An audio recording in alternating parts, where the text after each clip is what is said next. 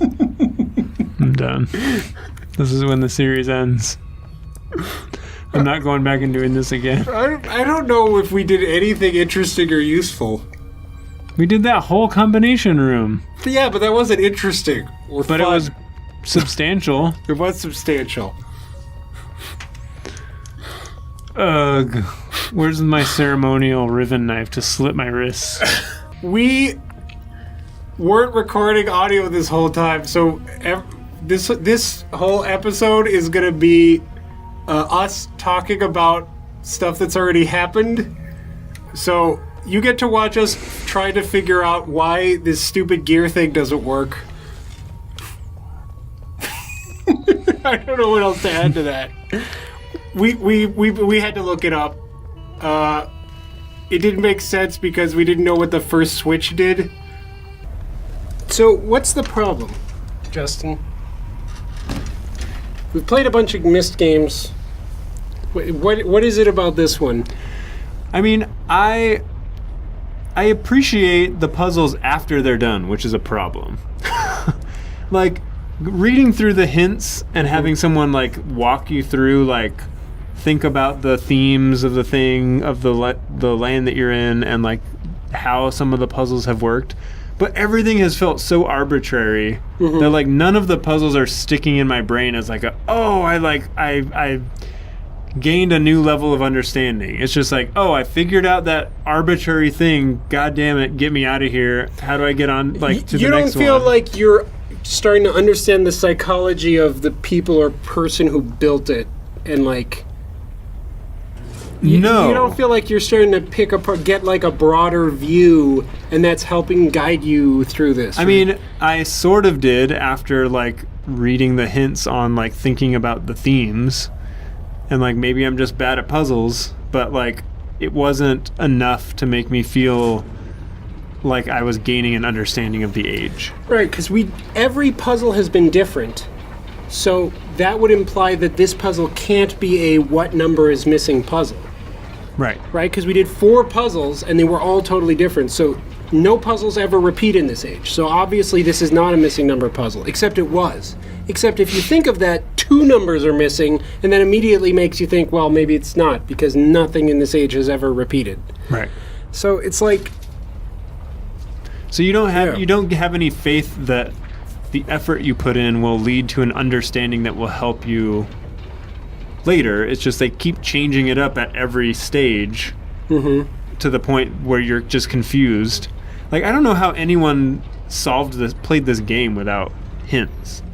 Yeah, like by themselves. By themselves. So this is not hard at all by, like, ARG standards in terms of, like, if everyone on the forums is trying to solve it together, these are easy peasy. Yeah. Because when you have that many people, they're just going to try everything and someone's going to figure it out. But if you're just totally by yourself, I don't see that it's like...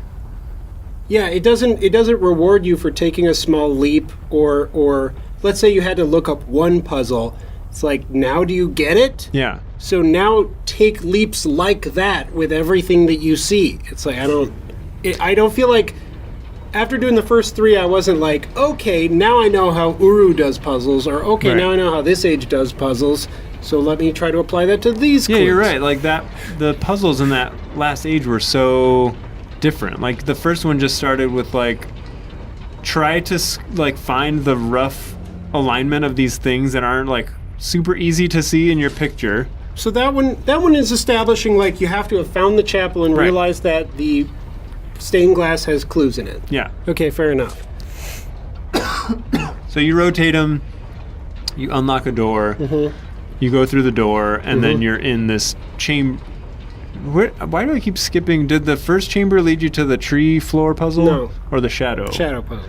So the shadow puzzle, like, we gathered that, like, the lights needed to make a pattern, and then we realized that we had to look back to the stained glass, and we found the pattern that looked like it could be made with those lights, and then we made it, and it was like a light path that went straight to a door. Yeah.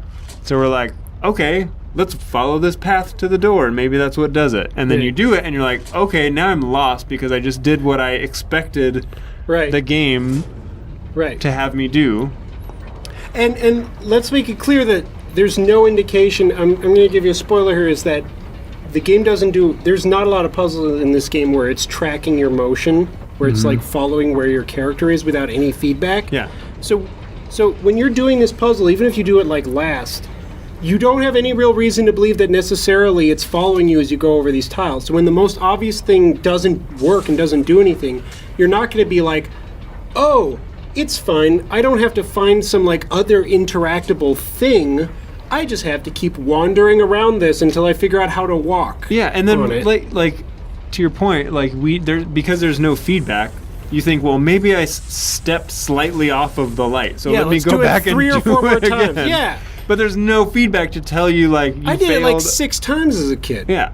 So after we figured, like, okay, I'm pretty sure that we stayed right on the light, why isn't this working now?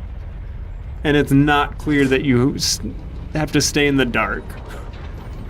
Right. Because there's a door there. So, like, maybe, like, the thing with URU is that you, like, have to keep coming back and replaying, and then, like, you're going to walk on that light, and then it's going to open the door after you've done something. Okay, but let's figure, like, okay, now you know that, okay, there may be some misdirection involved. Then you get to the third puzzle, and it's like, there's so much misdirection that one half of the symbols mean nothing. Right. You literally are just supposed to ignore that. And that's not clear to me at all. It's like, why are the circle ones important and the square ones aren't?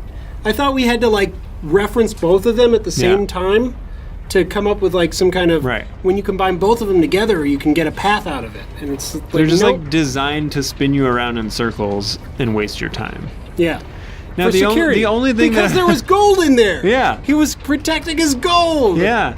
Richmond, Mr. That Richmond. person, for Uru some reason, Richmond. was in there. I'm Uru Richmond, and you can't have my gold. So, like, I could see if the puzzles were, like, a little more accessible, and then even if they were overly complex because we had to, like, come back later and we were like, oh, I remember how there was that whole other set of symbols in that room, and, like, maybe you come back again and then it does something.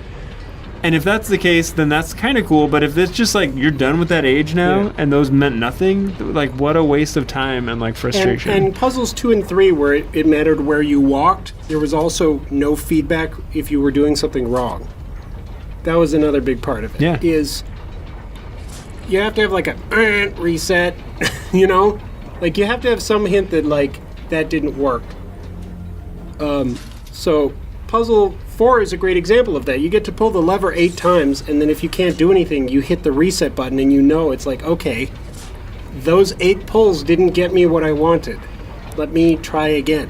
Whereas you have no idea when you're just walking around a tile floor, like, have I failed? Do I just have to go? Do I have to go around it and come back the other way? I did that as a teenager. I would walk all the way around that thing because you can go around the edge, and then I'd walk on the path backwards of whatever random path I came up with. Because maybe it's like, oh, you're supposed to do the opposite in this because you walked on the dark just now.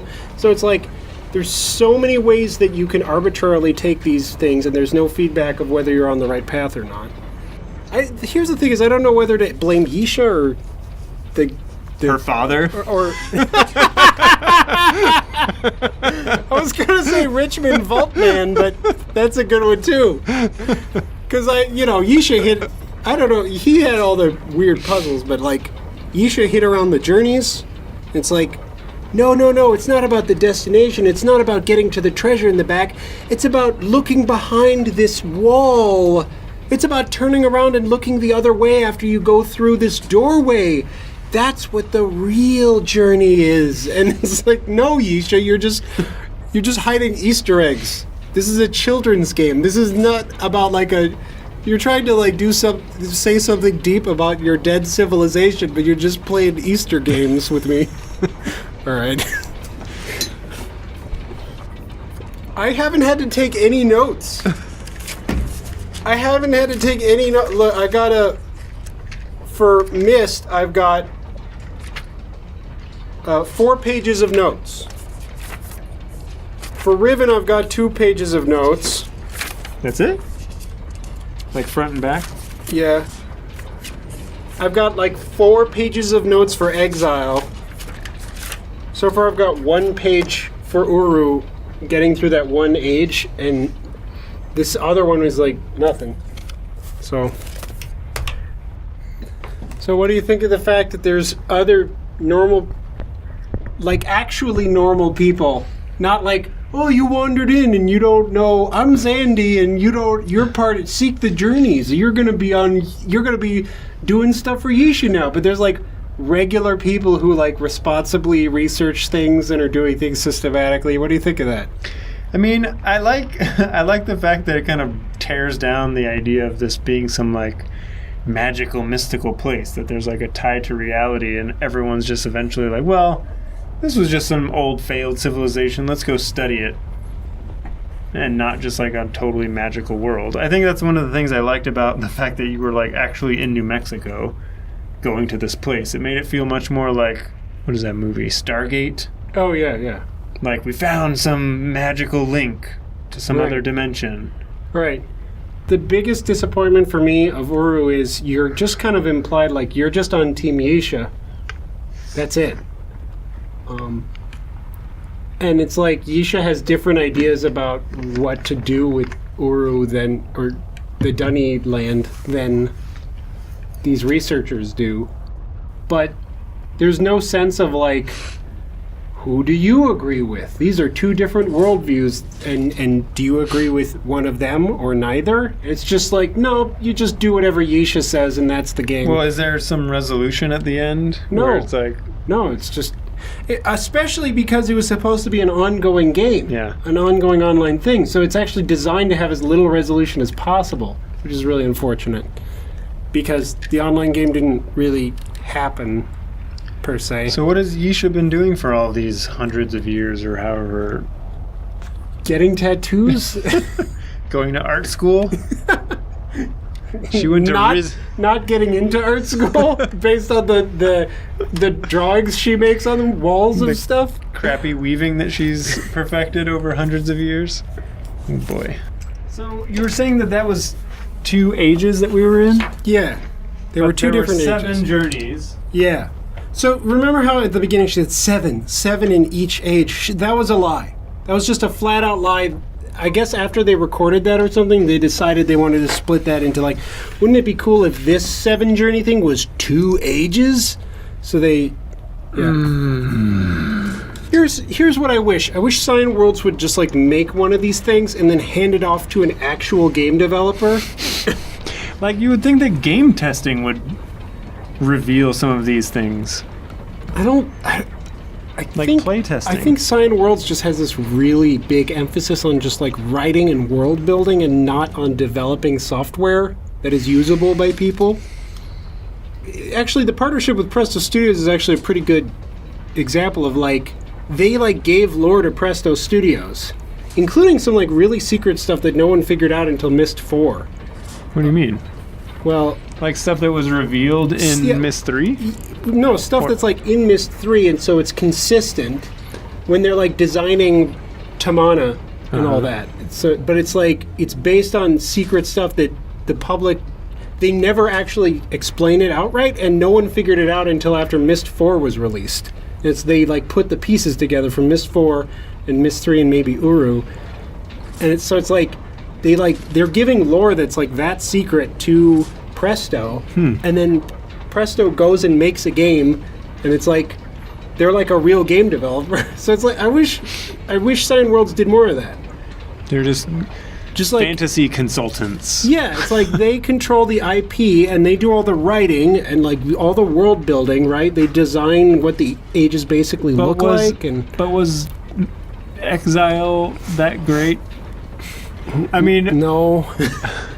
I mean, it was better than Uru so far. Yeah, that's the thing. Is like since Riven, they have. I don't know. I mean, that's a long time, right? I don't know who quit and who joined between Riven and Uru. That's like a decade. So it's like I don't know what they were doing, and maybe Presto's not the best example, but I think you could get someone on board who would give you a nice. Yeah, don't worry about it. We'll design the puzzles and the engine, and we'll make it a fun, playable game, and you just worry about making it like cool to be in, you know, and like give that sense of wonder, and you design all that. We'll have your artists work with us, you know. I wonder if there's any place left in this world for a good adventure puzzle game. these days? I don't know.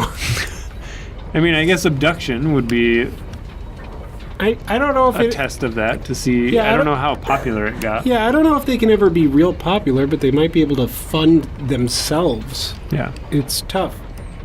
I mean, I think that abduction was a Kickstarter. You have to do it because you love it. Because there's not going to be a lot of money in it. If you're motivated by money, you'll never make an adventure game. But you might be able to have it at least pay for itself and keep a studio going. Right. And if you're finding money to pay for it, make it good, is what I'm saying. Like, I feel like there is enough history with all of these games that someone should have distilled what makes them good and what makes them shitty to make a good game. Yeah. And maybe that has to be someone other than Cyan, because they're like too in it. They're like too invested in their own lore. And I don't know if they're too in it so much as they just don't know how to design a 3D game. I remember Abduction looked cool and had some interesting parts to it. I'd be interested in I've never playing seen any it with of it, you so, to see like what this like kind of dynamic feels like back and forth and puzzle solving and right. Because it's totally different when you're just like alone. Yeah. In your, it's like midnight and you're just like focused on trying to solve these puzzles with no one to reach out to. No one can hear you scream. Yeah, there's no one to bounce ideas off of. Yeah. And it's like, I kind of want to get a hint for this, but I can't just Google it or I'll run into a spoiler right away. Yeah, that's always the challenge. I feel like all of our videos are an advertisement for the universal hint system. And how it saves your sanity. It's really a shame because I've looked at it for a couple of more modern games and they don't have the hints, so I feel like its heyday is kind of come and gone. Lame. And it's like, I don't know if Abduction would even be on there. And it's kind of a shame because it really is. Well, it's what these kind of games need. But again, these types of games are not real popular. I feel like there's a tiny place for adventure games, but the problem, I think, is that the type of people who usually get into adventure games are not game designers, they're writers. And you need both to have a good adventure game. So I think it's hard to get someone who, like, has a nice intuition about how people interact with games. But even then, like, if you're not a game designer, you can think about the idea of having to walk into a pool of fireflies and do some arbitrary walking and not jumping, and how frustrating that would be as an experience without knowing how to code it. Right, but if you're not like I think from the inside it was way less obtuse. I think they probably didn't do a lot of external testing for them to realize that the rules for what keeps the fireflies on you or not is just way too arbitrary and obtuse and doesn't follow any intuition of how insects actually behave when they're following something. It's like, it's just weirdly arbitrary and too hard to figure out. Yeah. And whenever your model is wrong, you have to start all over, and it takes like, okay, it was fast for us. Back in the day in 2004, for my machine to load either one of those ages took like 90 seconds. So every time I was wrong, that was like a 5-minute attempt. Ugh. Maybe we need to like dig up an old Pentium 2 computer to do a true... Nope. Point a video camera at the screen because you can't screen capture. I'm glad we're getting all this podcast audio because I have a feeling Editor is going to have to play a lot over the Firefly thing. We might not even fast forward. We might just play the whole podcast over it. This is like HBO does for all of their shows, where they have commentary? Like after the episode, like a look back, and they like do like a little review of what you just watched. Actually, we could just not use this, and then Editor could upload a DVD commentary version of the episode, and this would be over it instead of our normal audio. We should totally just take the videos that we've done and keep re-recording over them, different commentary every time. Yeah. I think I've seen that gag before, is commentary on the commentary on the commentary. Someone, if you Google that, it's on YouTube somewhere. Someone did that. It's really funny.